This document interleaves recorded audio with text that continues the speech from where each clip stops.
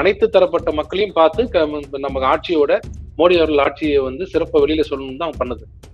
அப்படி வரும்போது சென்னைக்குள்ள மக்களை சந்திக்க கூடாதுன்னு போட்ட ஒரு தடை காரணமாக அண்ணாமலை அவர்கள் என்ன ஃபீல் பண்ணாருன்னா, அவங்க சொல்ற மாதிரி நம்ம மக்களை சந்திப்பதற்கு based on the financial capacity of the people, அதாவது ஒரு வழக்கறிஞர்னா ரொம்ப ஏழை நிலைமையில இருந்தாலும் அவருக்கு 25 லட்சமும், ஓரளவுக்கு வசதியான இருந்தாங்களா அவங்களுக்கு 15 லட்சமும், நல்ல வசதியா இருந்தாங்க 10 லட்சம், அது மாதிரி பண்ணலாம். யார் இருந்தாலும் 25 லட்சம்ங்கிறது வந்து எனக்கு உடன்பாடு இல்லை, அதை நான் மாத்தி அமைப்பேன் அப்படின்னு ஒரு சில சீர்திருத்தங்களை இது சொன்னார். நீதித்துறையில் சில குறைகள் இருக்கிறதுன்னு நான் மட்டும் இல்ல, இந்திய தலைமை நீதிபதி சந்திரசூட் அவர்களே அடிக்கடி சொல்லியிருக்காரு. இன்னும் கேட்டா ஒரு படி மேல போய் வந்து இதுல கரப்ஷனும் இருக்கு.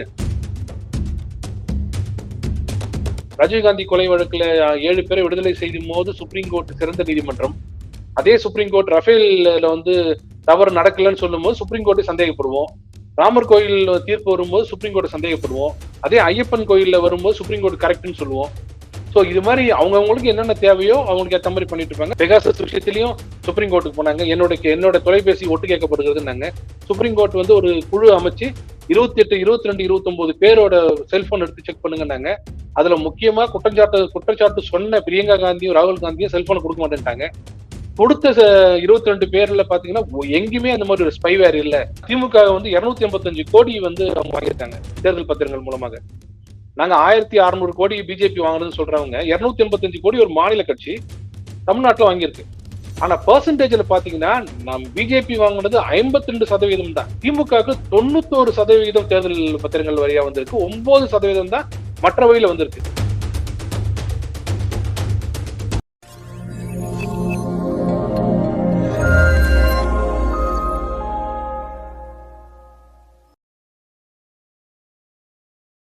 தாமரை நேர்களுக்கு வணக்கம். இன்று நம்மோடு இணைந்திருக்கும் சிறப்பு விருந்தினர் வழக்கறிஞர் குமரகுரு அவர்கள். வணக்கம் சார். சார், நேற்று அண்ணாமலை அவர்கள் வந்து வழக்கறிஞர்கள் சந்திப்பு அப்படின்ற மாதிரி ஒரு மீட்டிங் வச்சிருந்தாரு. அதுல வழக்கறிஞர்கள் மட்டும்தான் அந்த மீட்டிங்கை வந்து அட்டென்ட் பண்ணியிருந்தாங்க. என்ன மாதிரியான விஷயங்கள் அந்த மீட்டிங்ல வந்து பேசப்படுது? அண்ணாமலை அவர்கள் சமீப காலத்துல அவர் மேற்கொண்டிருக்கும் அந்த எண்மண் எண் மக்கள் யாத்திரை தமிழ்நாடு முழுக்க கிட்டத்தட்ட 214 தொகுதி அவர் கம்ப்ளீட் பண்ணிட்டாங்க. சென்னைக்குள்ள வந்து தொகுதி உள்ள வரும்போது இங்க ஆளும் கட்சி திமுக அரசு தடை போட்டுட்டாங்க. அதாவது யாத்திரை வந்து சிட்டிக்குள்ள எங்கேயும் வரக்கூடாதுன்னு. அது காரணம் அபரிமிதமான ரெஸ்பான்ஸ் மக்கள் மத்தியில வர்றதுனால அது பண்ணக்கூடாதுன்றதுனால தடை போட்டு சொல்லிட்டாங்க. அனுமதி மறுக்கப்பட்டிருக்கிறது போலீஸ் தரப்பில். அதுக்கு மாநிலத்தில் அண்ணாமலை என்ன சொல்லிட்டாங்கன்னா, அவங்க அப்படி நாங்க இந்த நோக்கமே, இந்த யாத்திரையின் நோக்கமே பாஜகவினர் சந்திப்பதற்காக இல்ல. தமிழகம் முழுவதும் இருக்க ஜெனரல் பப்ளிக் அனைத்து தரப்பட்ட மக்களையும் பார்த்து நம்ம ஆட்சியோட மோடி அவர்கள் ஆட்சியை வந்து சிறப்ப வெளியில சொல்லணும்னு தான் பண்ணது.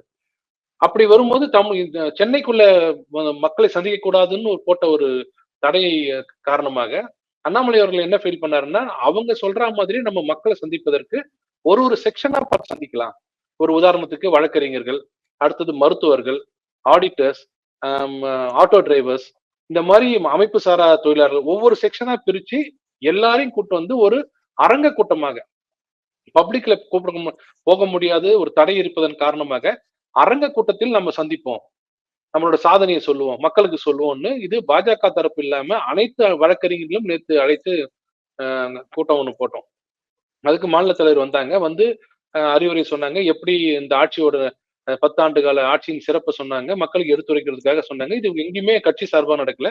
அது மாதிரி இன்னைக்கு நேற்று ஈவினிங்கே பாத்தீங்கன்னா இன்டெலெக்சுவல் செல்லுன்னு சொல்லக்கூடிய அறிஞர் பிரிவு செல் நேற்று ஈவினிங் ஒரு மீட்டிங் போட்டு அதுவும் பப்ளிக் ஜெனரல் பப்ளிக் கூட்டு பேசினாங்க. முந்தானத்து மகளிர் கூட்டு பேசினாங்க. இது மாதிரி தொடர்ந்து இன்னும் 2-3 வாரத்துக்கு தொடர்ந்து நடைபெறும். அந்த நோக்கத்தோட தான் நேற்று கூட்டப்பட்டது. இந்த எலெக்ஷனை முன்னிட்டு அண்ணாமலை அவர்கள் வழக்கறிஞர்கள் சந்திப்பு, இதுக்கு முன்னாடி பெண்கள் சந்திப்பு, இந்த மாதிரி எல்லாம் பண்ணிட்டு வரும். இதுக்கு முன்னாடி வேற ஏதாவது கட்சிகள் இந்த மாதிரியான விஷயங்கள் பண்ணிருக்காங்களா?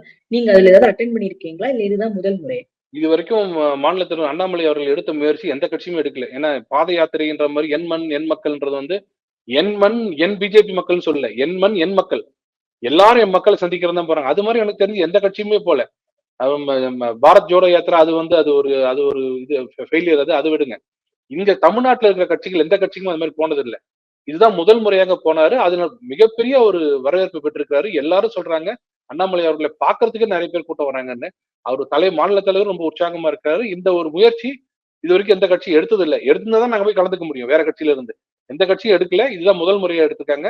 நேத்து நடந்த கூட்டத்துல வந்து பல்வேறு கட்சியை சேர்ந்தவங்க எல்லாம் வந்து கேட்டு நிறைய பேர் வந்து என்ன நடக்குதுன்னு கூட பாக்குறாங்க. மிகப்பெரிய ஒரு மாற்றம் தமிழ்நாட்டுல இப்ப வந்திருக்கு. இன்னும் 3ஆம் முறையாக மோடி வந்தாருன்னா எனக்கு தெரிஞ்சு பல கட்சிகள்ல இருந்தும் எல்லாருமே இனி பாஜக தான் ஒரு எதிர்காலத்துக்கு உண்டான கட்சின்னு சொல்லி நிறைய பேர் வந்து சேருவாங்க. இப்பவே எங்க வழக்கறிஞர் பல பேர் நாங்க இனிமேல் உங்க கட்சி தான் வரணும். ஏன்னா இனிமேல் ஃபியூச்சர் எந்த கட்சிக்குமே இல்ல.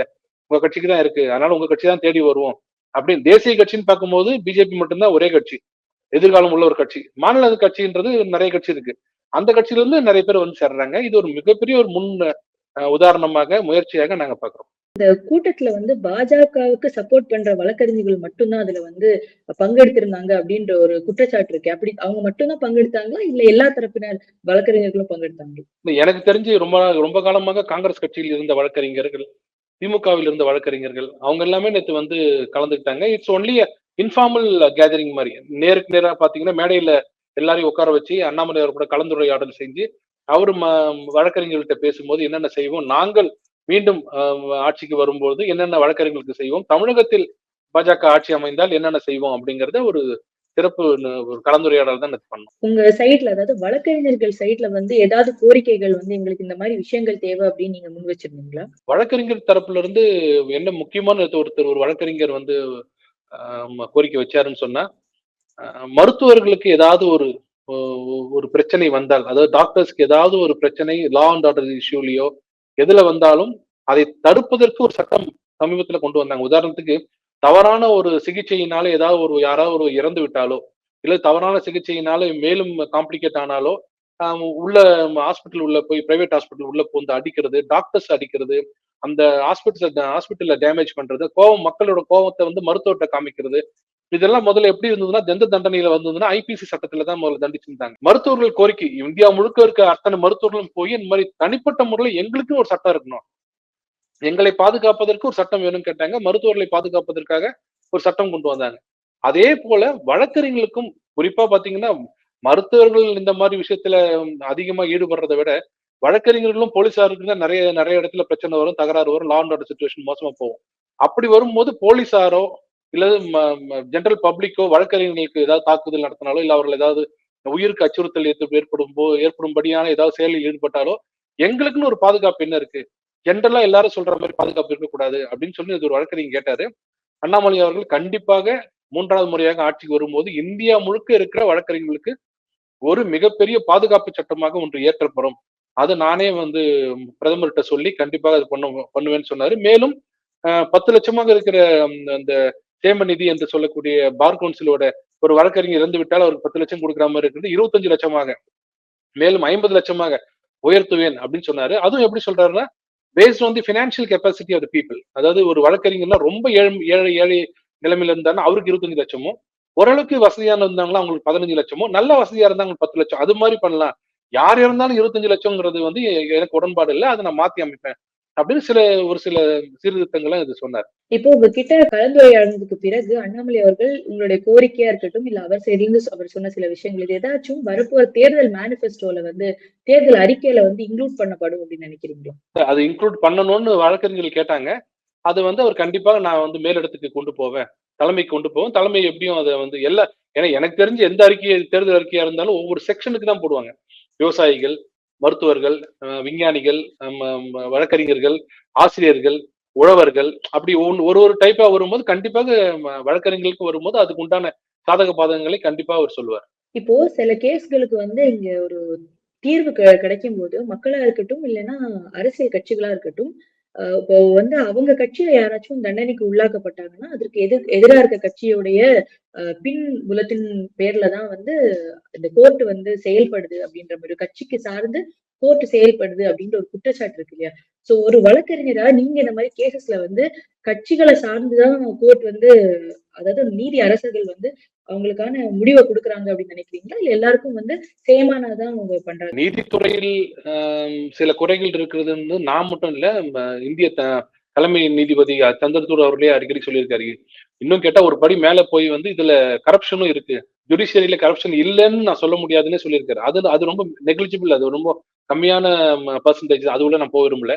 ஜென்ரலா பாத்தீங்கன்னா எல்லா கோர்ட்டுமே எல்லா கேஸையுமே அவங்க கேஸா தான் பார்த்து அவங்க அணுகுறாங்களே தவிர, அது பாதகமாக வந்தால் அந்த கட்சிகள் கதறுவதும், சாதகமாக வந்தால் இன்னொரு கட்சி வந்து அதை பாராட்டுவதும்ன்றது தமிழ்நாடு மட்டும் இல்ல, இந்தியா முழுக்க அது நடந்துட்டு இருக்கு.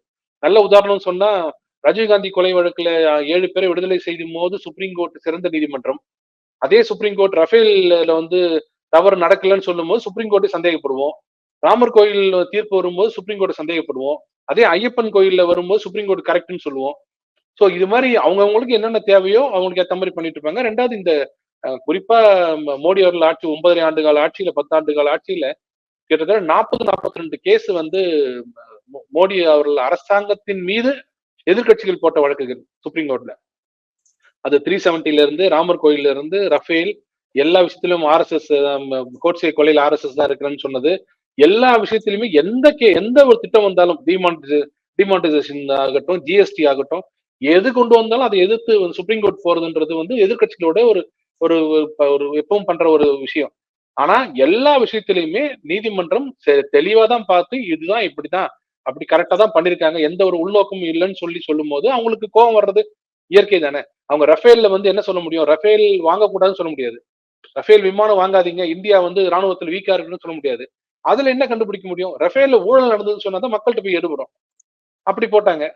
சுப்ரீம் கோர்ட் கிளியரா பார்த்துட்டு ரஃபேல்ல எந்த விதமான பிரச்சனையும் இல்ல, கரெக்டா தான் போயிருக்கு அப்படின்னு சொன்னதை வச்சு அவங்க தோத்துட்டாங்க அப்படின்னும் போது சுப்ரீம் கோர்ட்டை தானே அவங்க திட்ட முடியும்.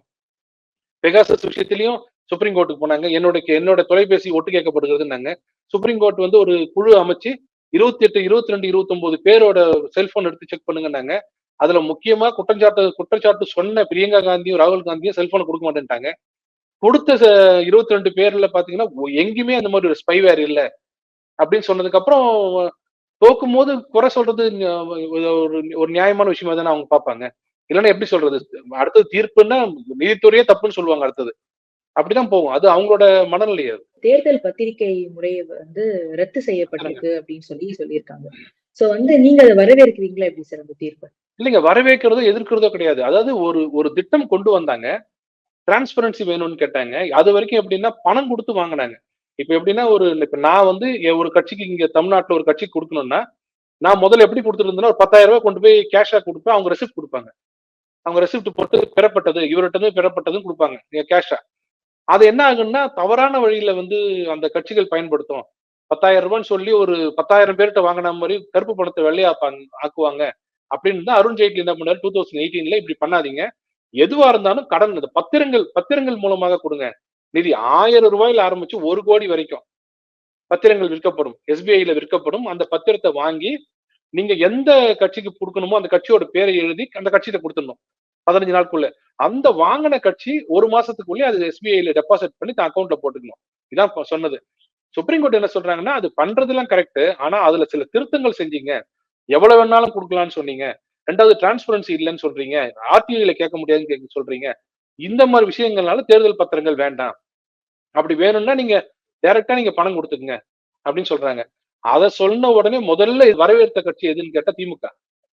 ஆனா திமுக வந்து 285 கோடி வந்து அவங்க வாங்கியிருக்காங்க தேர்தல் பத்திரங்கள் மூலமாக. நாங்க 1600 கோடி பிஜேபி வாங்குறதுன்னு சொல்றவங்க 285 கோடி ஒரு மாநில கட்சி தமிழ்நாட்டுல வாங்கியிருக்கு. ஆனா பெர்சன்டேஜ்ல பாத்தீங்கன்னா பிஜேபி வாங்கினது 52% தான். மொத்த நிதி அவங்க வச்சிருக்கிற நிதியில 52% தான் த்ரூ தேர்தல் எலெக்ஷன் பாண்ட்ஸ்ல வந்திருக்கு. ஆனா திமுகவுக்கு 91% தேர்தல் பத்திரங்கள் வழியா வந்திருக்கு. 9% தான் மற்ற வழியில வந்திருக்கு. அப்போ யாரு முதல்ல சொல்லணும்? இதுல வரையறுக்கிறதோ எதிர்க்கிறதோ எந்த காரணமும் இல்லை. எல்லாரும் என்ன சொல்லணும்னா ஒரு திட்டத்தை கொண்டு வந்தோம், சுப்ரீம் கோர்ட் இல்லைன்னு சொல்லிடுச்சு.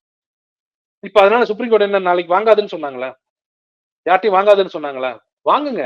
பட் என்னன்னா ஆர்டிஐல கேட்கணும்னு சொன்னாங்க. அந்த ஆர்டிஐல கேட்கணும்ன்றது வந்து நடைமுறை சிக்கல் இருக்கும்னு நாங்க பல தடவை சொல்லிட்டோம். சுப்ரீம் கோர்ட்லயும் எடுத்து சொன்னோம். நானே 1 லட்சம் ஒரு ஒரு ஒரு நான் ஒரு வக்கீல எந்த கட்சியும் சாராம இருந்து நான் ஒரு 1 லட்சம் ரூபாய் ஒரு கட்சிக்கு கொடுக்குறேன்னா அந்த கட்சி கொடுத்ததை நான் வெளியில சொல்லிட்டேன்னா எல்லாருக்கும் தெரிஞ்சிருச்சுன்னா நான் பிராக்டிஸ் பண்ற ஹைகோர்ட்லயே என்ன பார்க்கும் போதெல்லாம் இவர் நடுநிலை கிடையாது, இவர் ஒரு கட்சிக்கு இவ்வளவு கொடுத்திருக்காரு அப்படின்னு சொல்லுவாங்க. இன்னொரு கட்சிக்காரங்க வந்து என்ன பண்ணுவாங்கன்னா ஏப்பா நீ அங்க மட்டும் 1 லட்சம் கொடுத்திய, எனக்கு ஒரு 50,000 கொடுக்க கூடாதா? நாங்க அவ்வளவு இதுவா இருக்கணும்னு சொல்லி தர்ம சங்கடங்கள் எங்களுக்கு வரும்.